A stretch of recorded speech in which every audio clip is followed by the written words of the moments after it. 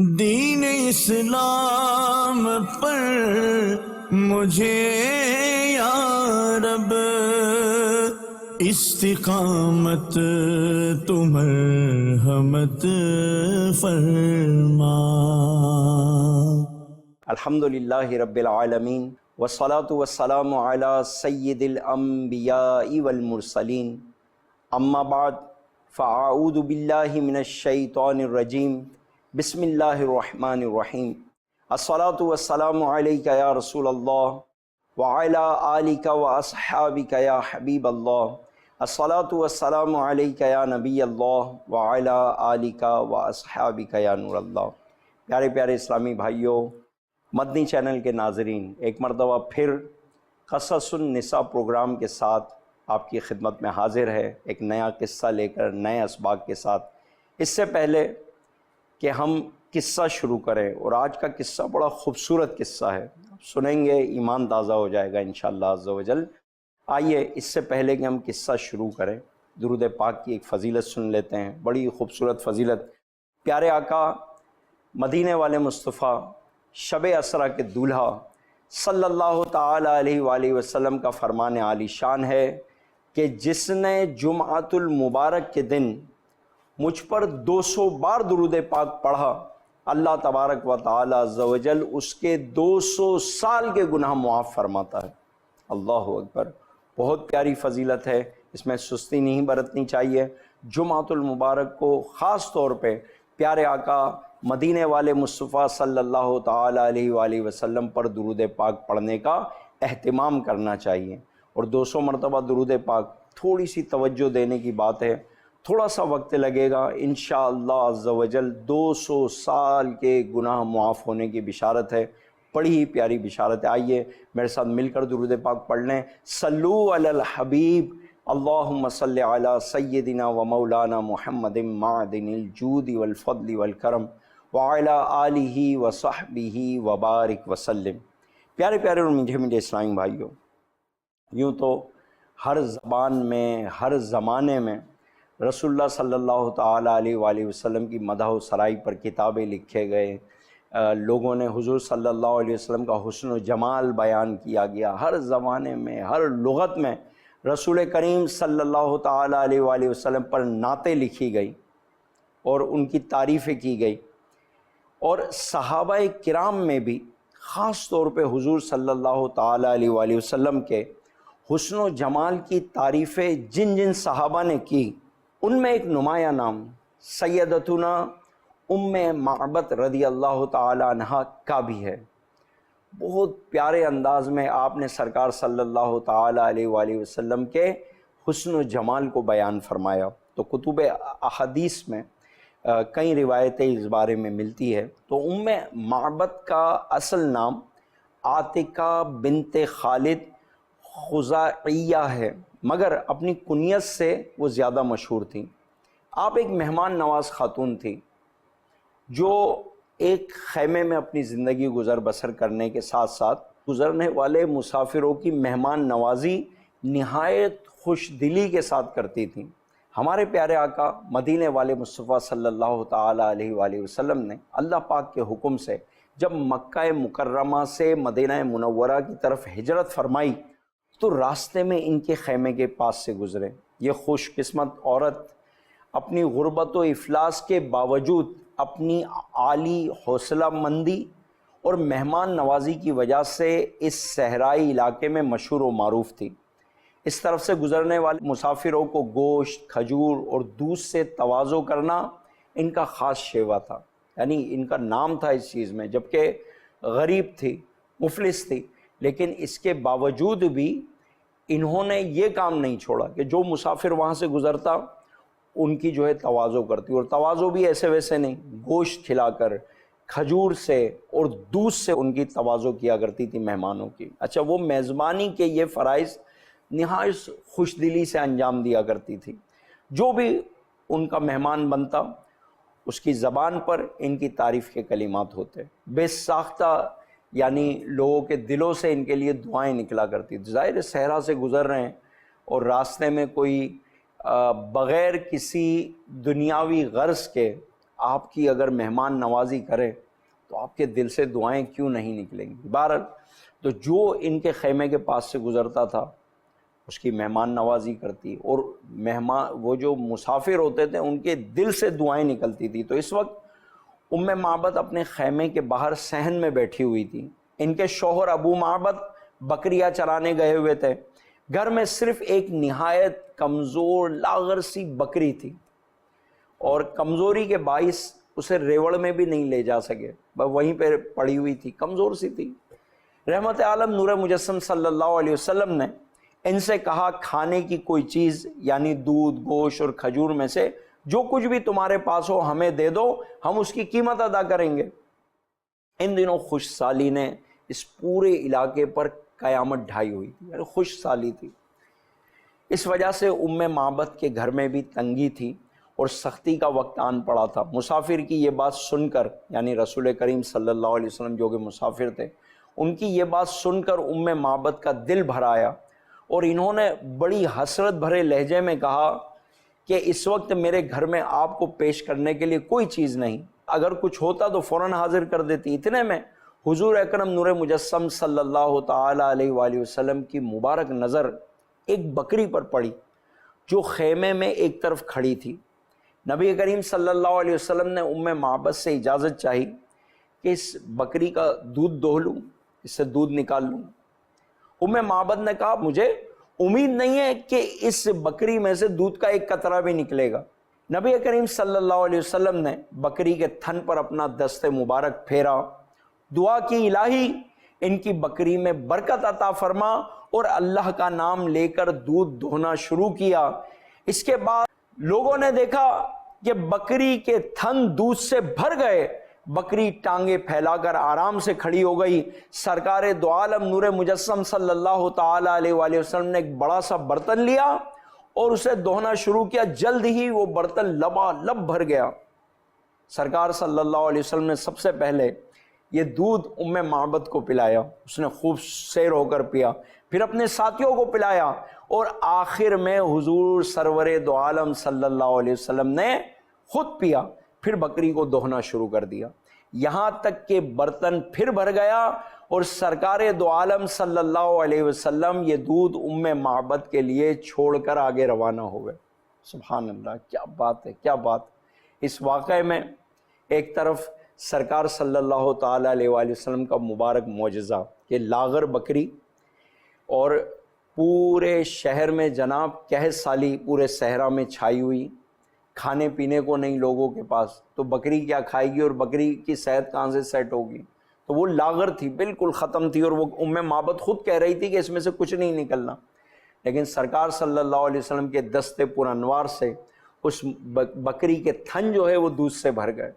دوسرا یہ کہ ایک خودداری کا بھی سبق ملتا ہے کہ پیارے آقا صلی اللہ علیہ وسلم سے ان سے کھانا مانگا نہیں، بلکہ فرمایا کہ ہم قیمت دیں گے۔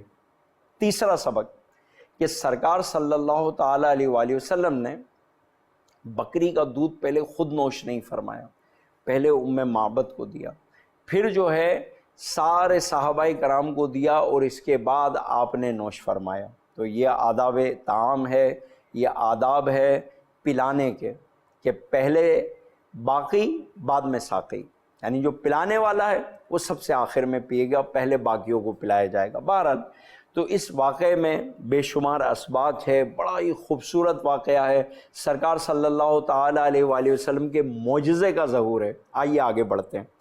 اس بابرکت قافلے کے تشریف لے جانے کے بعد معبد رضی اللہ تعالی عنہ کا شوہر اپنے ریوڑ لے کر جنگل سے واپس آیا، خیمے میں دودھ سے بھرا برتن دیکھ کر حیران ہو گیا، یہاں تو قحط سالی چھائی ہوئی ہے اور یہ دودھ، اچھا دودھ کا برتن بھرا دیکھ کر حیران ہو گیا، پوچھا یہ دودھ کہاں سے آیا؟ معبد نے کہا ایک بابرکت مہمان یہاں آیا تھا، اس نے اس بکری کو دوہا، خود بھی اپنے ساتھیوں سمیت سیر ہو کر پیا، اور یہ دودھ ہمارے لیے بھی چھوڑ گیا۔ سبحان اللہ۔ معبد نے سارا واقعہ سنا دیا۔ ابو معبد نے کہا یہ تو وہی قریشی شخص معلوم ہوتے ہیں جنہیں قریش تلاش کر رہے ہیں، ذرا ان کا حلیہ تو بتاؤ۔ معبد نے رسول کریم رؤوف الرحیم صلی اللہ تعالی علیہ وآلہ وسلم کا حلیہ یوں بیان فرمایا، آئیے سنتے ہیں، ایمان تازہ ہو جائے گا۔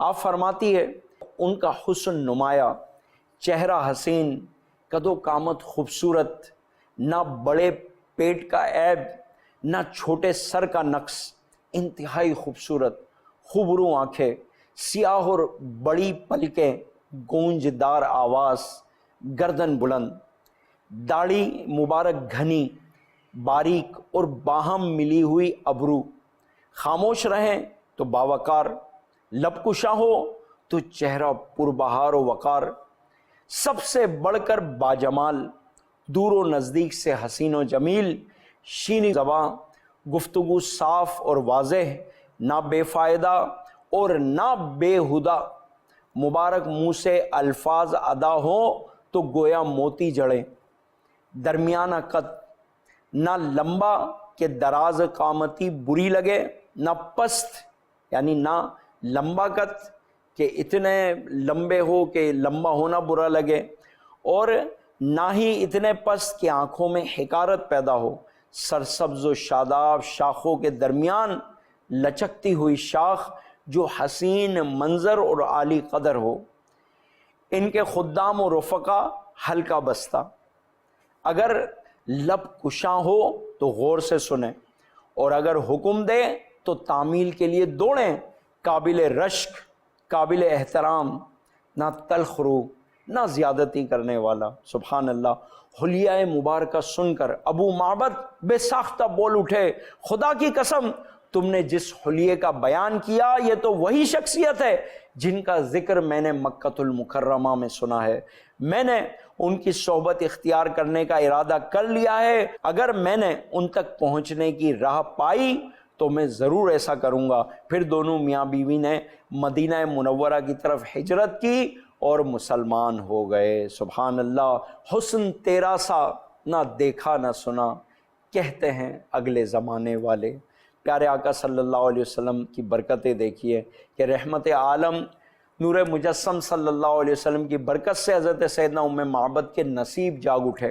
خود فرماتی ہے کہ جس بکری کے تھنوں کو نبیوں کے سردار دو جہاں کے تاجدار صلی اللہ تعالی علیہ وآلہ وسلم نے مس کیا یعنی ٹچ کیا، وہ عرصہ دراز تک ہمارے پاس رہی، حتیٰ کہ 18 ہجری میں جب حضرت سیدنا عمر فاروق رضی اللہ تعالی عنہ کے زمانے میں بہت ہی زیادہ قحط پڑا اور خشک سالی کی تو کوئی حد نہ رہی، جسے عام الرمادہ کہتے ہیں، تو ان حالات میں بھی ہم یعنی اس قحط سالی میں بھی ہم صبح شام اس بکری سے دودھ دھوتے تھے، جبکہ پورا ملک جو ہے وہ قحط سالی کا شکار تھا۔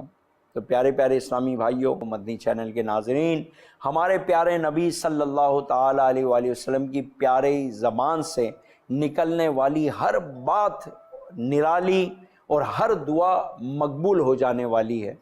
آپ صلی اللہ تعالی علیہ وآلہ وسلم کا یوں بکری پر ہاتھ پھیرنا اور دعا کرنے کی برکت آپ نے سنی۔ پیارے صحابہ کرام علیہم الرضوان نے بھی ان پیاری پیاری دعاؤں کی بے شمار برکتیں پائیں۔ ان برکتوں میں ایمانی، روحانی، علمی، جسمانی اور مالی ہر طرح کی برکتیں شامل ہیں۔ احادیث مالا مال ہے اس طرح کے واقعات سے کہ علمی برکتیں، روحانی برکتیں، سرکار صلی اللہ تعالی علیہ وآلہ وسلم نے دعا کی تو علم حدیث مل گیا، تو علم قرآن مل گیا، تو قرآن کی دولت سے مالا مال ہو گئے، تو علم حدیث کی دولت سے مالا مال ہو گئے، حافظہ مضبوط ہو گیا۔ ایسی بے شمار روایتیں ملتی ہیں۔ سرکار صلی اللہ علیہ وسلم نے دست مبارک پھیرا اور صحت یاب ہو گئے۔ تو یہ ہر طرح کی روایتیں، ایسی روایتوں کا اگر احاطہ کیا جائے تو ایسی بے شمار روایتیں آپ کو ملیں گی کہ جس میں الگ الگ مواقع پر سرکار صلی اللہ علیہ وسلم نے صحابہ کرام کے لیے دعا کی اور وہ دعا جو ہے قبول ہوئی اور صحابہ کرام نے اس کے اثرات زندگی بھر دیکھیں۔ تو آئیے صرف جسمانی برکت ملنے کے کچھ ایمان افروز واقعات سنتے ہیں۔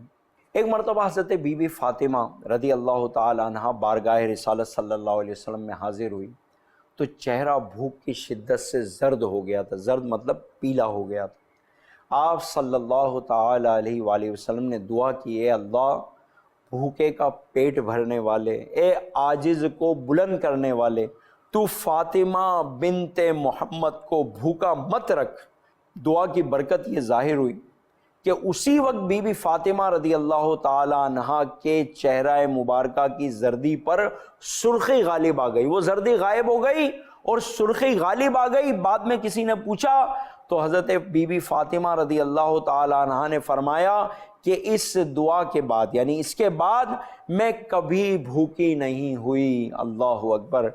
اسی طرح حضرت عبداللہ بن عتبہ رضی اللہ تعالیٰ عنہ فرماتے ہیں کہ میں 5 یا 6 سال کا لڑکا تھا، حضور اکرم نور مجسم صلی اللہ علیہ وسلم نے مجھے اپنی مبارک گود میں بٹھایا اور میرے لیے اور میری اولاد کے لیے برکت کی دعا دی۔ اس دعا کا یہ فائدہ ہوا کہ یہ پہچان بن گئی کہ یہ لوگ کبھی بوڑھے نہیں ہوں گے۔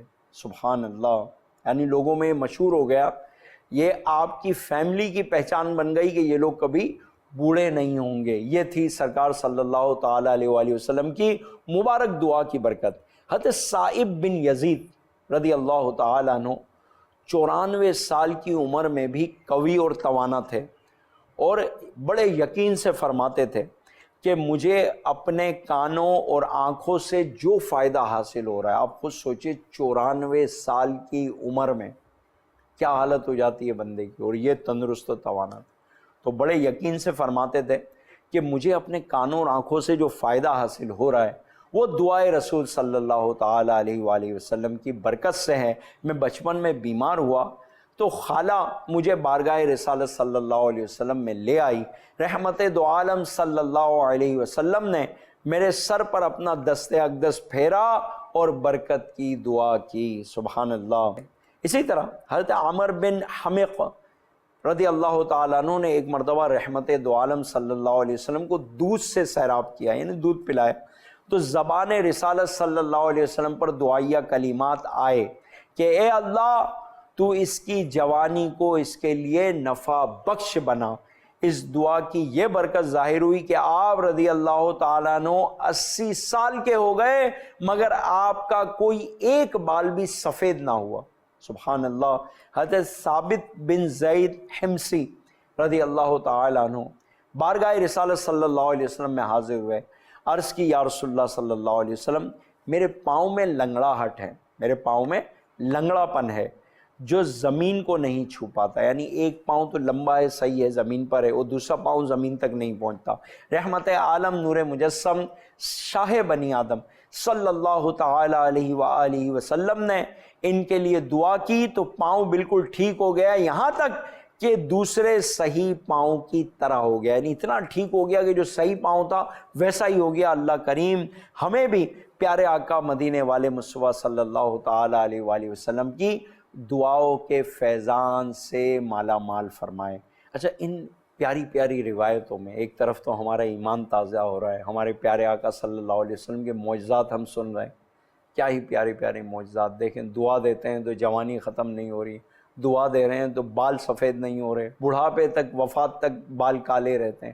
حضرت بی بی فاطمہ کی بھوک مٹ جاتی ہے، ماشاء اللہ۔ رسول اللہ صلی اللہ علیہ وسلم کی دعائیں، اس کے اثرات ظاہر ہو رہے ہیں، جناب معجزات ہم سن رہے ہیں سرکار صلی اللہ علیہ وسلم کی۔ دوسری طرف ایک اور بات پتہ چلی کہ جب کوئی کھانا کھلائے، جب کوئی پانی پلائے، جب کوئی دودھ پلائے، کسی کے گھر جائے تو کیا ہی اچھا ہو ہم ان کے لیے دعا کریں۔ اچھا، اسلام تو سکھاتا ہے کہ جب ایک مسلمان دوسرے مسلمان سے ملے تو سلام کرے، اس میں بڑی برکت ہے۔ اپنے مسلمان بھائیوں کے لیے سلامتی کی دعا کرنی چاہیے، دعا کرنی چاہیے۔ دیکھیں پیارے آقا صلی اللہ تعالیٰ علیہ وآلہ وسلم کس طرح اپنے غلاموں کو دعاؤں سے نوازا کرتے ہیں، تو ہمیں بھی دعاؤں میں کنجوسی نہیں کرنی چاہیے۔ جب کسی سے ملنے جائیں اسے دعا دیں، خیر و برکت کی دعا دیں۔ آپ کا کیا جاتا ہے، 2 جملے ہی تو بولنے ہیں، ہو سکتا ہے اللہ تعالیٰ آپ کی دعا قبول فرما لے اور آپ کے مسلمان بھائی کا بھلا ہو جائے۔ اور جب آپ اپنے مسلمان بھائی کے لیے دعا کرتے ہیں تو آپ کو بھی اس کا ثواب ملتا ہے۔ کیا دعاؤ مخ العبادہ، دعا جو ہے وہ عبادت کا مغز ہے، تو دعائیں دینے کی عادت ڈالیں۔ کسی کے گھر کھانا کھانے جائیں، کسی نے پانی پلایا، دعا دیں۔ اسلام میں یہ طریقہ کار ہے کہ جب کوئی آپ کی خدمت کرے، جب کوئی آپ سے ملے، آپ اس کے لیے دعا کریں۔ کتنا پیارا طریقہ ہے، کتنی پیاری سنت ہے پیارے آقا صلی اللہ علیہ وسلم کی۔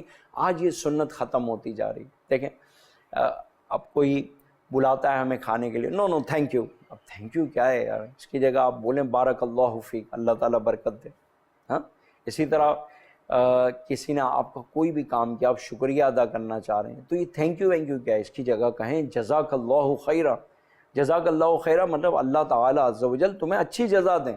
یہ پیاری سی دعا ہے بھائی.